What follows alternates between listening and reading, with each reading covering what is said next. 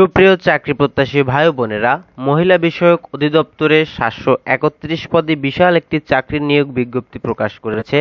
প্রকাশের তারিখ 1 জুলাই 2026। আপনারা জানেন 2021 সালের পর 2026 সালে দীর্ঘ সময় পরে আবারও চাকরির নিয়োগ বিজ্ঞপ্তি প্রকাশ পেয়েছে। সুপ্রিয় চাকরি প্রত্যাশী ভাই বোনেরা, আপনারা যারা বাড়িতে বসে নিজ জেলায় চাকরি করতে চান তাদের জন্য এটি হতে পারে একটি বিশাল সুযোগ। তো এই চাকরিটিতে কিভাবে আবেদন করবেন, কি কি পদ রয়েছে এবং কোন কোন শিক্ষাগত যোগ্যতা থাকলে আবেদন করতে পারবেন, সম্পূর্ণ A to Z থাকছে এই ভিডিওতে। তবে তার আগে বন্ধুরা, যারা আমাদের ইউটিউব চ্যানেলটি এখনো সাবস্ক্রাইব করেননি অবশ্যই সাবস্ক্রাইব করুন এবং বেল আইকনটি অন করে রাখুন, যাতে চাকরির নতুন নিয়োগ বিজ্ঞপ্তি আসলে সবার আগে আপনার কাছে পৌঁছে যায়। তো বন্ধুরা, এখানে সবথেকে মজার বিষয়টি হচ্ছে এখানে সর্বনিম্ন অষ্টম শ্রেণী থেকে উচ্চ মাধ্যমিক স্নাতক পর্যন্ত সকল শ্রেণীর মানুষ আবেদন করতে পারবেন এবং এখানে মোট 731টি পদের নিয়োগ বিজ্ঞপ্তি প্রকাশ করেছে। 1 নম্বরে রয়েছে ছাট লিপিকার কাম কম্পিউটার অপারেটর, 13তম গ্রেড, 11,000 থেকে 26,590 টাকা পর্যন্ত বেতন। সর্বনিম্ন উচ্চ মাধ্যমিক সার্টিফিকেট সহ ইংরেজিতে প্রতি মিনিটে 80 শব্দ স্বরলিপি গ্রহণ করতে হবে এবং 50টি স্বরলিপি গ্রহণ করে 25 শব্দ টাইপ করার গতি থাকতে হবে। 3 নম্বরে রয়েছে ছোট মুদ্রাতি কাম কম্পিউটার অপারেটর, ন্যূনতম উচ্চ মাধ্যমিক সার্টিফিকেট থাকতে হবে। ডে কেয়ার ইনচার্জ, কোন স্বীকৃত প্রাপ্ত বোর্ড হইতে SSC পাস হইতে হবে সর্বনিম্ন। 5 নম্বরে রয়েছে অফিস সহকারী কাম কম্পিউটার, এখানে সর্বনিম্ন উচ্চ মাধ্যমিক পাস হইতে হবে। 6 নম্বরে রয়েছে অফিস সহায়ক, 20তম গ্রেড, বেতন স্কেল 18,250 টাকা থেকে 20,000 টাকা পর্যন্ত। এখানে নিম্নতম অষ্টম শ্রেণী পাস হইতে হবে।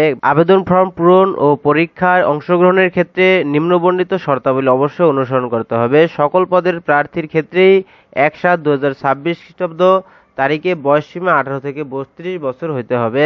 আবেদনকারীকে কোনো অর্জিত সঠিক শিক্ষাগত যোগ্যতা আবেদনপত্রে উল্লেখ করতে হবে। সরকারি, আধা সরকারি, স্বায়ত্তশাসিত প্রতিষ্ঠানে চাকরিরত প্রার্থীদের অবশ্যই কর্তৃপক্ষের অনুমতিক্রমে আবেদন করতে হবে। চাকরির আবেদন ফর্মে অ্যাপ্লিকেশন কপি সর্বশেষ শিক্ষাগত যোগ্যতা সকল শিক্ষাগত যোগ্যতা উল্লেখ করতে হবে। নিয়োগের ক্ষেত্রে সরকারের বিদ্যমান বিধিবিধান ও পরবর্তীকালে এ সংক্রান্ত বিধিবিধান তা অনুসরণ করতে হবে। লিখিত ও মৌখিক পরীক্ষায় অংশগ্রহণের জন্য কোনো প্রকার টিএ ডিএ প্রদান করা হবে না। মৌখিক পরীক্ষার সময় জাতীয় পরিচয়পত্র ও সকল সনদপত্রের মূল কপি প্রদর্শন করতে হবে। সমগ্রেডভুক্ত একাধিক পদের পরীক্ষা একই সময় এবং একই ভেন্যুতে প্রতিষ্ঠিত হতে পারে বিধায় একজন প্রার্থীকে সমগ্রেডভুক্ত একাধিক পদে আবেদন করতে নিরুৎসাহিত করা হলো। মানে আপনি একটি পদে আবেদন করতে পারবেন, একাধিক পদে আবেদন করা এখানে নিষেধ রয়েছে। আবেদনপত্র পূরণ সংক্রান্ত শর্তাবলী, পরীক্ষায় অংশগ্রহণের ইচ্ছুক প্রার্থীকে dwa.teletalk.com ভিডিও ওয়েবসাইটে আবেদনপত্র পূরণ করতে হবে। অনলাইনে আবেদন পূরণ ও পরীক্ষার ফি জমা দান শুরুর তারিখ ও সময় হচ্ছে 8/7/2026 খ্রিস্টাব্দ সকাল 10টা থেকে।